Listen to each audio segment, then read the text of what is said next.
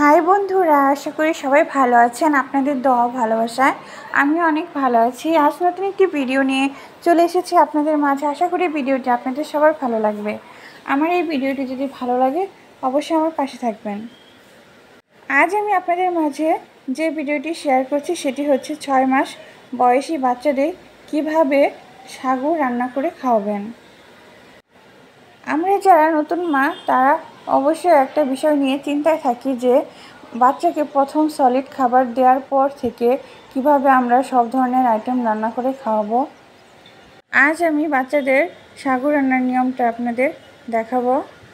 আমি এখানে পরিমাপ মতো 3 চামচ সাগু নিয়ে নিয়েছি। এখন আমি সাগুগুলো ভালোভাবে পরিষ্কার করে ধুয়ে নিচ্ছি। এর আগে আমি আপনাদের একটা কথা বলে রাখি, সাগুটা আমি যেহেতু 6 মাস বয়সী বাচ্চার জন্য রেডি করছি, এজন্য আমি সাগুটা 10 মিনিট ভিজিয়ে রেখেছিলাম। এখন আমি ভালো করে ধুয়ে নিয়ে সাগুগুলো একটু হাত দিয়ে ম্যাশ করে নিচ্ছি, যাতে করে বাচ্চার খেতে কোনো ধরনের অসুবিধা না হয়। বাচ্চা যেহেতু ছোট, তাই বড় বড় দানা তাদের মুখে গেলে অনেকটা সময় নানা ধরনের অসুবিধা হতে পারে। এজন্য আমি ভালোভাবে মিহি করে নিচ্ছি। এখন আমি একটি প্যানে পরিমাপ মতো জল দিয়ে দিয়েছি। এখন আমি সেই জলের সাথে এই সাগুর মিহিটা আমি ঢেলে দিলাম। এখন আমি একটি চামচের সাহায্যে ভালোভাবে নেড়ে মিশিয়ে নেব।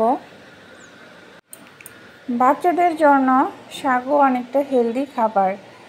আপনারা 6 মাস বয়স পূর্ণ হবার পর থেকে বাচ্চাদের সাগু খাওয়াতে পারেন। সাগুতে রয়েছে প্রচুর পরিমাণ ভিটামিন, যা বাচ্চাদের জন্য অত্যন্ত গুরুত্বপূর্ণ। সাগু একটি হেলদি খাবার, এজন্য আপনারা চেষ্টা করবেন প্রতিদিন একবেলা করে সাগুটা দেওয়ার জন্য। বাচ্চাদের প্রথমে অল্প করে বানিয়ে বাচ্চাদের খাওয়াবেন। যদি বাচ্চারা খেতে চায় তাহলে সাগুর আলাদা আলাদা রেসিপি করে আপনারা বাচ্চাদের খাওয়াতে পারবেন। সাগু বাচ্চাদের পেটটা ভরা রাখে, যাতে করে বাচ্চারা বারবার কান্নাকাটি করে না। আর সাগু বাচ্চাদের স্ট্রং রাখে আর স্কিন ভালো রাখে, এবং সাগু বাচ্চাদের হজম শক্তিও বৃদ্ধি করে থাকে। আমি এখন সাগুগুলো ভালোভাবে জাল করে নিচ্ছি, যাতে করে ভালোভাবে সিদ্ধ হয়ে যায়। আপনারা চেষ্টা করবেন একটু বেশি পরিমাণ পানি দিয়ে সিদ্ধ করে নিতে, কারণ পানিটা যদি আপনারা বেশি পরিমাণ দেন তাহলে একটু জালটা বেশি দিতে হবে আর সাগুটা ভালোভাবে সিদ্ধ হয়ে যাবে। একটা কথা সবাই মাথায় রাখবেন যে বাচ্চাদের সাগু রান্নার ক্ষেত্রে কোনো প্রকার এখানে দুধ জাল করা যাবে না। আমার সাগুটা জাল করা শেষ হয়ে গেছে, আমি এখন নামিয়ে নিলাম। 1 বছর বয়স না হওয়া পর্যন্ত বাচ্চাদের গরুর দুধ খাওয়ানো ঠিক না। এতে নানা ধরনের পার্শ্ব প্রতিক্রিয়া হতে পারে ও নানা ধরনের সমস্যার সম্মুখীন হতে হবে। আর বাচ্চাদের ফর্মুলা মিল্ক দিয়ে সাগু রান্না করা ঠিক না।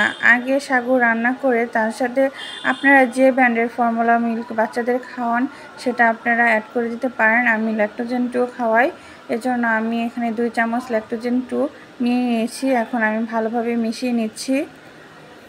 সবার একটা কথা মাথায় রাখতে হবে, ফর্মুলা মিল্ক কখনো জাল করা যাবে না চুলায়, সেটা রান্না হওয়ার পরে মেশাতে হবে।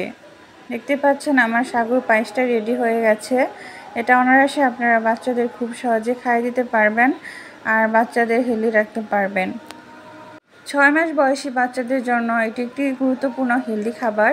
আপনারা এটা প্রতিদিন একবার করে বাচ্চাদের দিতে পারেন, তাতে করে বাচ্চারা স্ট্রং ও হেলদি আর নানা ধরনের পুষ্টি উপাদান এখান থেকে পেয়ে থাকবে।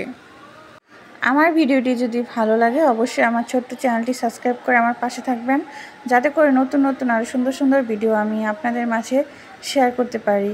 আমাকে আরও উৎসাহ দেবেন, যাতে করে আরও ভালো ভালো ভিডিও আপনাদের মাঝে শেয়ার করতে পারি। ভালো থাকবেন সবাই।